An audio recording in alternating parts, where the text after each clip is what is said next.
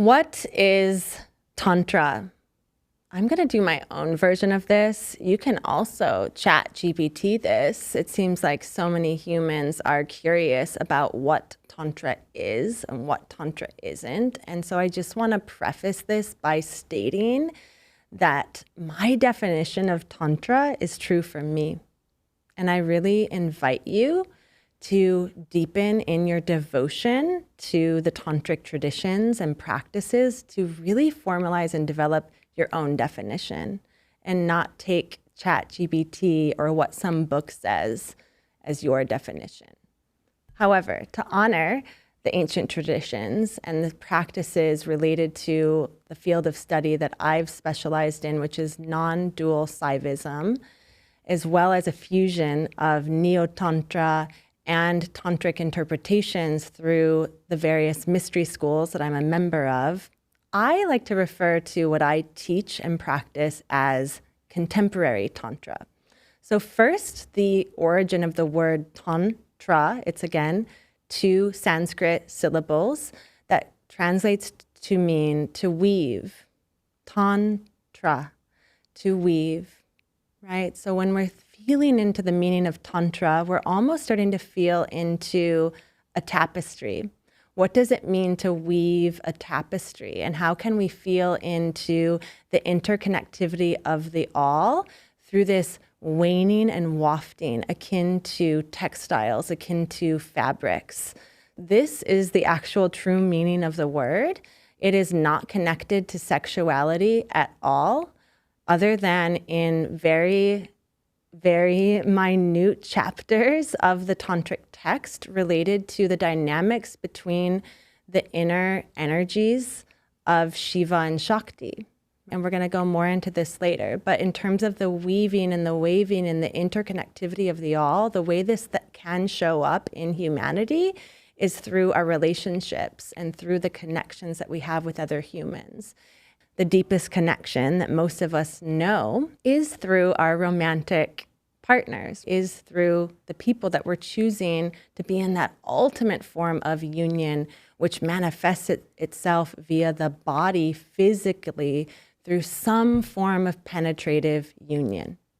Classically, this isn't gendered at all. This isn't an assumption that men are men and women are women and a man and a woman have to be together for a tantric union. No. This can really apply to any and all humans and any genders. What is contemporary Tantra? What I practice and teach? I like to say that we're living in really complex contemporary times. We are living in a world in which technology is a huge part of how we connect with others and how we cultivate intimacy on an emotional, an intellectual, and an energetic level. If we're talking about Tantra and how it existed centuries ago, millennia ago in India, we can't really be doing exactly what they did way back then and be true to the esoteric traditions. We actually have to feel into our current reality and where we're at as a culture and as humanity on this planet. And so how can we apply these esoteric traditions and teachings in contemporary times, knowing that we're dealing with technology, we're dealing with the crumbling of institutional norms and values, and we're also dealing with what I like to call a loneliness epidemic. I also will often refer to this as the intimacy epidemic because of COVID and because of, again, these technological advances that potentially could be bringing us closer together emotionally, intellectually, and energetically. However, they are separating us physically and ultimately separating us on the realms of the energetics and potentially the emotions and potentially what I call universal intimacy, which is our connection to spirituality. We're living in a world right now that is highly polarized, that is highly rooted in othering culture, us versus them, red versus blue, man versus woman, whatever you want to name and whatever you believe in, there's a opposite opinion that's being forced via the agenda of media and the news. We're becoming more divided than ever. And I truly believe that the reason why Tantra is now being applied in this contemporary way is because Humanity needs connectivity more than ever before. We need to feel into all the ways in which we are one, all the ways in which I, no matter what my lived experience is, what my gender is, what my sexual preferences are, what my religion was, all of that doesn't matter. That I am the same as you because we are human, we are one. The other term that I like to connect with my definition of contemporary Tantra is being trauma-informed. We're living in very different times than when Tantra was brought to the culture. I do want to speak a little bit before I go into the contemporary way of being trauma-informed. I do want to share a little bit on Tantra and the reason why it was revolutionary at the time, because it was accessible to all. It was not rooted in what is known as the caste system. For those that understand Indian culture and have studied ancient India, you know the importance of the caste. If you were born Brahmin, you were Brahmin. If you were not, you were not, meaning they really believed that based on the family that you were born into, that was indicative of your ability to access the divine. So only people that were born Brahmin could access divinity. If you were born in any other caste, you really couldn't have a relationship with the highest realms of the divine. It was that black and white. You couldn't access the religion. It was that elitist, really. And so Tantra was actually brought into the culture via women. I like to believe this, and my guide, Layla Martin, taught me this transmission that, it was the first casteless way of worshiping not just the gods, but the goddesses. It's really rooted in understanding goddess, understanding all the archetypes of the divine feminine. And so it was the very first religion, I'm putting religion in quotes for a reason, because it was a different form of what we think of in terms of institutionalized religions or church. It wasn't really that. It was a way of organizing and worshiping the divine via the body, understanding that our worship of the divine was not dependent upon attending church, paying a church, and or gathering together in community. Although gathering together in community is the best way to worship your God, goddess, or the divine. But you can also worship God, goddess, the divine on your own.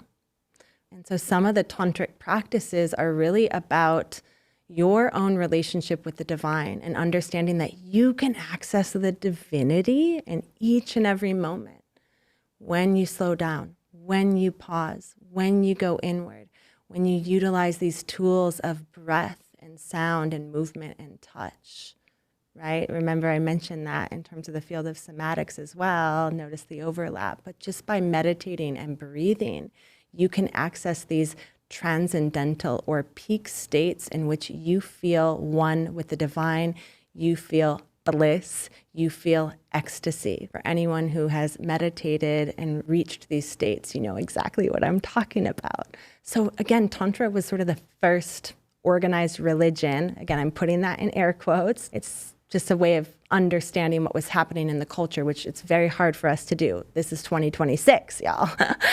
Religion now is very different than it was back then.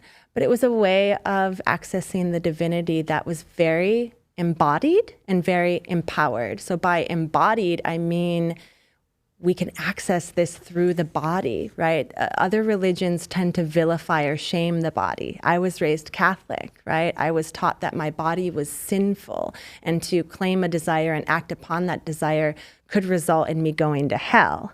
Catholicism isn't a very embodied religion. Tantra is. Tantra says there's no good, bad, right, wrong in terms of your relationship with your body. In each and every moment, you can feel into your divinity too. So there's no separation between humanity and divinity. We just feel via the humanness of the body that we can access the divine via this vertical channel, also known as the Sushumna channel. And in, again, doing these practices, we can feel into this feeling of universal consciousness, universal love, bliss, ecstasy.